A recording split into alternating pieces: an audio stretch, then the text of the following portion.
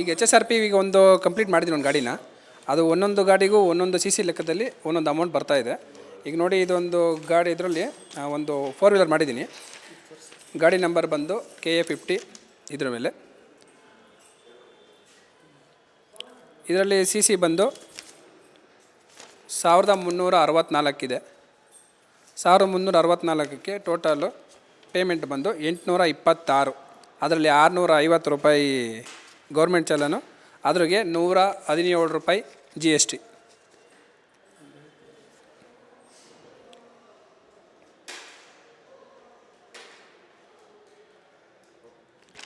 But ಅದು 420 ಅಂತ ಹೇಳ್ತೀರಾ? ಇಲ್ಲ, 2 ವೀಲರು ಅದು 110 cc ಒಳಗಿದ್ರೆ 426 470 ಬರುತ್ತೆ. ಒಂದೊಂದು 125 cc ಇರುತ್ತೆ, ಅದಕ್ಕೆ 526 ಬರ್ಬೋದು. ಅದರಂಗೆ 180 150 ಅದ್ರ ಲೆಕ್ಕದಲ್ಲಿ ಒಂದೊಂದು ಅಮೌಂಟು ರೈಸ್ ಆಗುತ್ತೆ. ಈಗ 4 ವೀಲರ್ಗೆ ಅದ್ರ ಸಿ ಸಿ ಮೇಲೆ ಡಿಪೆಂಡ್ ಆಗುತ್ತೆ. ಅಂದರೆ ಎಲ್ಲೋ ಬೋರ್ಡ್ಗೆ ಒಂಥರ ಬರುತ್ತೆ, ವೈಟ್ ಬೋರ್ಡ್ಗೆ ಒಂಥರ ಬರುತ್ತೆ. ಕರ್ನಾಟಕ ಸಾರಿಗೆ ಇಲಾಖೆ ಏನು ರಾಜ್ಯದಲ್ಲಿರ್ತಕ್ಕಂಥ 2 ವೀಲರ್ 4 ವೀಲರ್ಗಳಿಗೆ HSRP ಅಂದರೆ ಹೈ ಸೆಕ್ಯೂರಿಟಿ ರಿಜಿಸ್ಟ್ರೇಷನ್ ನಂಬರ್ ಪ್ಲೇಟನ್ನು ಅಳವಡಿಸ್ಬೇಕಂತೇಳಿ ಮುಂದಿನ 17ನೇ ತಾರೀಕಿಗೆ ಒಂದು ಗಡುವನ್ನು ನೀಡಿತು. ಕಾರಣಾಂತರಗಳಿಂದ ಎಲ್ಲ ಒಂದು ಆನ್ಲೈನ್ ಪೋರ್ಟಲ್ಗಳಲ್ಲಿ ಹೆಚ್ಚಿನ ಒಂದು ರೀತಿಯಲ್ಲಿ ನೋಂದಣಿ ಒಂದು ಸ್ಥಗಿತಗೊಂಡಿದೆ, ಜಾಮ್ ಆಗಿಬಿಟ್ಟು. ಸೊ ಆ ಒಂದು ಪ್ಲೇಟ್ ಹಾಕ್ಸೋದ್ರಿಂದ ಸಾಧಕ ಬಾಧಕಗಳೇನನ್ನ ಇವತ್ತು ನಾವು ಯಶವಂತಪುರದ ಒಂದು RTO ಕೇಂದ್ರದಲ್ಲಿದ್ದೀವಿ.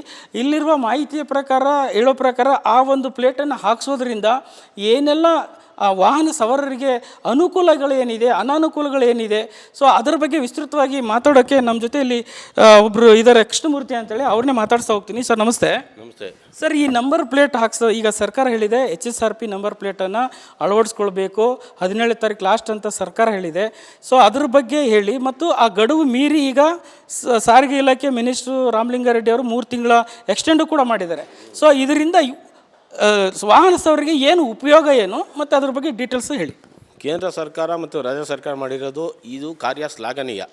ಯಾಕೆಂದರೆ ಒಂದು ವಾಹನ 2 ನಂಬರು ಒಂದೊಂದು ಬೆಂಗಳೂರು ನಗರದಲ್ಲಿ ಓಡ್ತಾ ಇರುತ್ತೆ. ಉದಾಹರಣೆಗೆ ನಂದೇ ವಾಹನ K04JN 7227 ಆ ಥರ ವಾಹನ ಏನು ಮಾಡೋದು 2-3 ಒಂದು KP ಅಗ್ರಹಾರದಲ್ಲಿ ಓಡ್ತಾ ಇದೆ, ಸೇಮ್ ನಂಬರ್.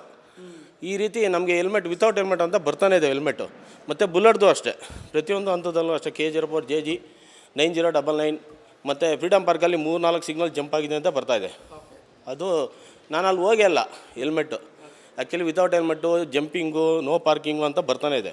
ಆ್ಯಕ್ಚುಲಿ ಒಬ್ಬೊಬ್ರು ಏನು ಮಾಡ್ತಾರೆ, ಈ ಥರ ಪೇಕ್ ಮಾಡೋಕ್ಕೋಸ್ಕರ 2 ನಂಬರ್ ಪ್ಲೇಟ್ಗಳು ಹಾಕ್ಕೊಂಡು ಹೊಡಿತಾ ಇರ್ತಾರೆ ಬೇರೆ ನಂಬರು.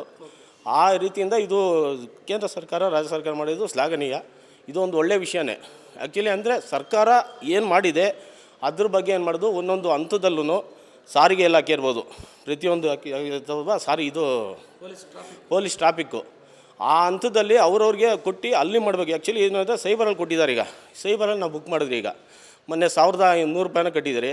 ಅದು ಯಾವುದೋ ಇಸ್ಮೈಲ್ ಅಂತ ಬಂತು, ಸ್ಕ್ಯಾನಿಂಗ್ ಆಯಿತು, ಹೊಂಟೋಯ್ತು ದುಡ್ಡು. ಇವಾಗ ಅದಕ್ಕೆ ಯಾರು ಹೊಣೆ? ಸರ್, ಅದ್ರ ಜೊತೆಗೆ ಈ HSRP ನಂಬರ್ ಪ್ಲೇಟು ಈ ಸಿಟಿ ಜನರಿಗೆ ಮಾತ್ರ ಅದ್ರ ಬಗ್ಗೆ ಜಾಗೃತಿ ಇರುತ್ತೆ. ಹಳ್ಳಿಗಾಡಿನ ಜನಗಳಿಗೆ ಈಗ ಸರ್ಕಾರ ಹೇಳಿದ ಪ್ರಕಾರ 2019ರಿಂದ ಹಿಂದಿರ್ತಕ್ಕಂಥ ವಾಹನಗಳಿಗೆ ಇದನ್ನು ಅಳವಡಿಸ್ಕೋಬೇಕು, ಚೇಂಜ್ ಮಾಡಬೇಕಂತ. ಬಟ್ ಸರ್ಕಾರ ಆಗಿರ್ಬೋದು, ಸಂಬಂಧಪಟ್ಟ ಇಲಾಖೆ ಆಗಿರ್ಬೋದು, ಜಾಗೃತಿ ಮೂಡಿಸಿಲ್ಲ. ಸರ್ವರ್ಗಳು ಆನ್ಲೈನ್ ಪೋರ್ಟಲಲ್ಲಿ ಜಾಮ್ ಆಗಿದೆ.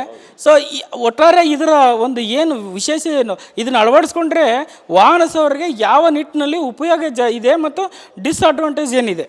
ಅಲ್ಲ, ವಿಲೇಜ್ಗಳಲ್ಲಿ ಹಳ್ಳಿಗಾಡುಗಳಲ್ಲಿ ಅವ್ರಿಗೇನು ಜಾಗೃತಿ ಇಲ್ಲ.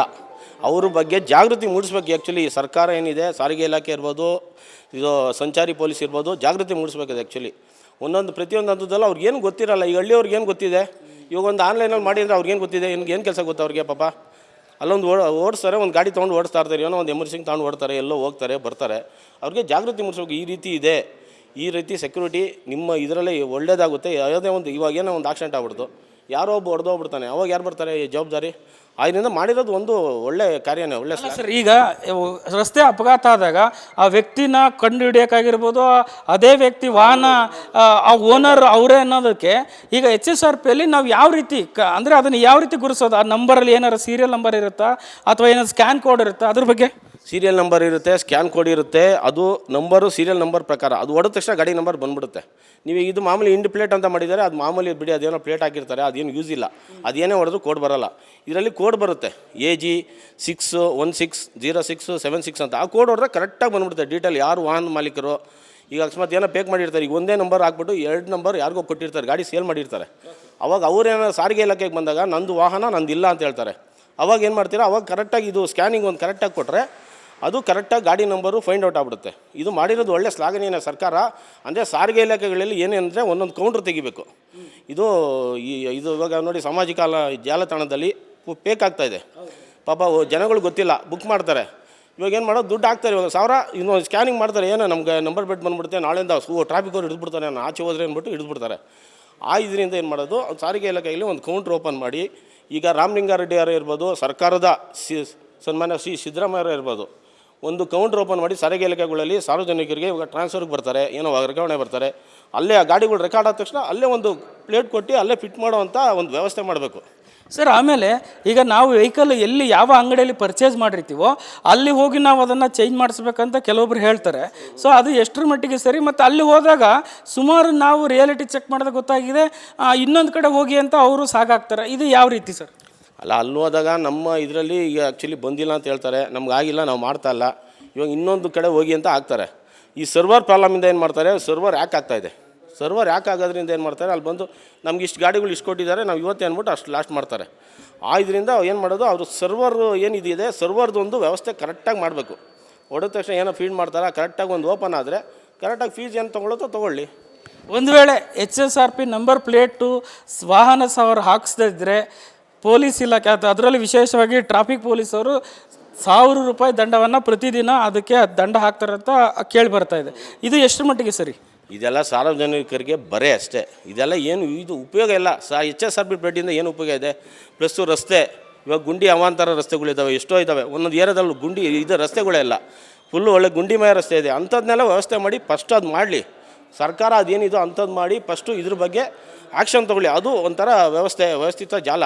ಅದು ಬಿಟ್ಬಿಟ್ಟು ಮಾತಿದ್ರೆ ನಮಗೊಂದು 1000 ಫೈನ್ ಹಾಕ್ತೀರಿ, ಇದೆಲ್ಲ ಮಾಡೋದು ತಪ್ಪಲ್ವಾ ಸರ್ಕಾರ?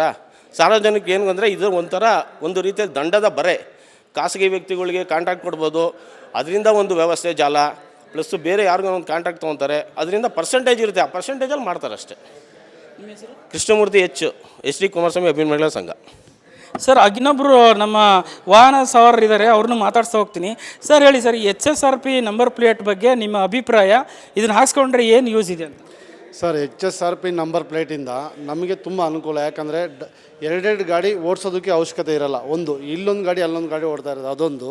ಪ್ಲಸ್ ಇನ್ನೊಂದು ಏನಂದರೆ ಗಾಡಿ ವಾಹನದಾರ ಎಲ್ಲನ ಕಳೆದೋದ್ರೆ ಇಮ್ಮಿಡಿಯೇಟ್ ಸಿಗೋ ಥರ ಇದು HSRPಯಲ್ಲಿ ಇಂಥ ಕಡೆನೇ ಇದೆ ಅಂತ ಇದರಲ್ಲಿ ಗುರ್ತಿಡಿಬೋದು ಅಂತ. ಇದರಲ್ಲಿ ಮಾಡಿ ಅದು ಯಾವ ರೀತಿ ಏನಾದರೂ ಅದಕ್ಕೆ ಸ್ಕ್ಯಾನ್ ಇದೆಯಾ ಅಥವಾ ನಂಬರ್ಸ್ ಇದೆಯಾ? ಸ್ಕ್ಯಾನ್ ಕೋಡ್ ಇದೆ ಸರ್ ಅದರಲ್ಲಿ. ಹೌದು, ಅದರಿಂದನೇ ಉಪಯೋಗ ಇರುತ್ತೆ. ಸೊ ಒಟ್ಟಾರೆ ಹೇಳೋದಾದರೆ ಸಾರಿಗೆ ಇಲಾಖೆ ಆಗಿರ್ಬೋದು, ಸರ್ಕಾರ ಆಗಿರ್ಬೋದು, ಇದರ ಬಗ್ಗೆ ಮೊದಲು ಜಾಗೃತಿಯನ್ನು ಮೂಡಿಸಿ ಜನಗಳಿಗೆ ಸರಿಯಾದ ರೀತಿ, ಈಗ ನೋಡಿ ಸಿಟಿ ಹಂತದಲ್ಲಿ ಕೆಲವೊಬ್ಬರಿಗೆ ಗೊತ್ತಿರುತ್ತೆ ಆನ್ಲೈನಲ್ಲಿ ಮಾಡಬೇಕು ಅಂತ.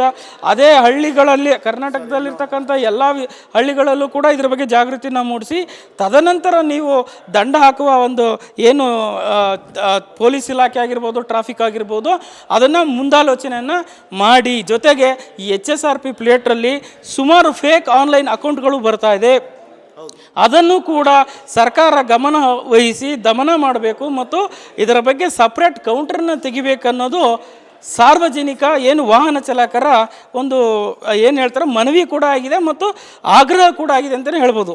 ಕ್ಯಾಮ್ರಾ ಪರ್ಸನ್ ವಿನೋದ್ ಜೊತೆ ಚಂದ್ರಶೇಖರ್ ಯಲಬುರ್ತಿ, ಅಶ್ವಯುಗ ನ್ಯೂಸ್, ಬ್ಯಾಂಗ್ಳೂರು.